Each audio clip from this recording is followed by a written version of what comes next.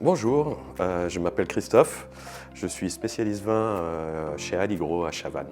Aujourd'hui, je vous partage mes conseils pour bien choisir vos vins, pour construire une carte des vins efficace et faire la différence en salle. On s'aperçoit qu'il y a un changement du mode de consommation. La clientèle se dirige plus vers des vins, comme on appelle digestes, des vins élégants, fins, moins tanniques. Il y a une certaine attirance aussi pour les monocépages, surtout sur les vins suisses, comme ces jolis Humagne, ces jolis Syrah que l'on propose. Et des cépages un petit peu, comment dire, qui sont moins connus, comme le Nebbiolo sur l'Italie ou le Touriga Nacional sur les vins portugais. Alors je pense que c'est intéressant de travailler sur ardoise.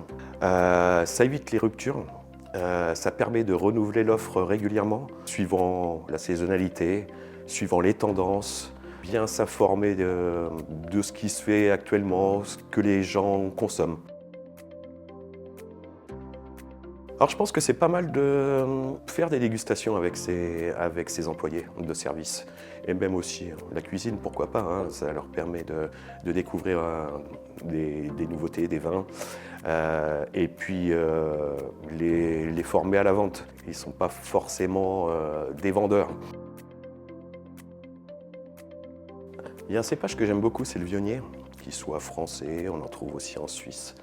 C'est un accord subtil sur de la cuisine asiatique, orientale, sur des plats sucrés salés.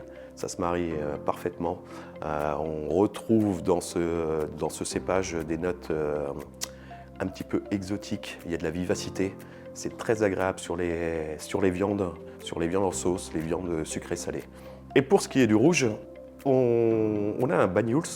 Alors c'est un vin qui est travaillé en biodynamie. On est dans le sud de la France, hein, dans les Pyrénées-Orientales, près de Collioure. C'est un vin sucré qui se marie très bien avec tous les fromages bleus et aussi parfaitement avec les desserts au chocolat. Le vin au verre ou en carafe d'essie, je pense que c'est une très bonne chose. Cela permet de renouveler l'offre régulièrement, de faire découvrir à votre clientèle des nouveaux vins. Cela permet aussi, selon la saison, la chasse en septembre par exemple, ou sur les fêtes, de monter un petit peu en gamme, ou sur l'été, de développer un peu les blancs et les rosés. Et puis ce qui est intéressant pour vous, c'est que ça fait de la marge. Alors pour les vins puissants et tanniques, j'aurais un conseil, c'est de se tourner, pourquoi pas, vers la Toscane ou les Pouilles. Le sud de la France, tout ce qui est Languedoc-Roussillon, où on a des vins assez opulents et puissants. Et aussi les jolis Syrah du Valais, parfaites aussi pour si vous recherchez un vin qui a du caractère. Alors pour un vin plus frais, on a des jolis blancs de la Loire, où il y a de la vivacité, très agréable, très rafraîchissant. Et les rosés du sud de la France. On s'aperçoit qu'il y a une vraie tendance pour ce type de vin. Ces rosés très très pâles, où la finale est un petit peu saline, ce qui fait que c'est très rafraîchissant et très intéressant à déguster. L'été, comme à toute saison, soit en apéritif, soit sur un plat, enfin, il n'y a pas d'heure quoi, pour déguster. Alors personnellement, j'ai toujours été, et je suis encore, vin monocépage. Je trouve que c'est des vins droits, où il y a beaucoup de finesse, et surtout on ne peut pas cacher les imperfections. Oui, on observe une tendance pour les vins bio et les vins biodynamiques. Les vins biodynamiques, c'est le respect de l'environnement. Les vins bio, c'est moins de sulfite. Il y a toujours un peu de sulfite parce que c'est des sulfites naturels. Mais c'est une tendance émergente et qui va continuer à mon avis.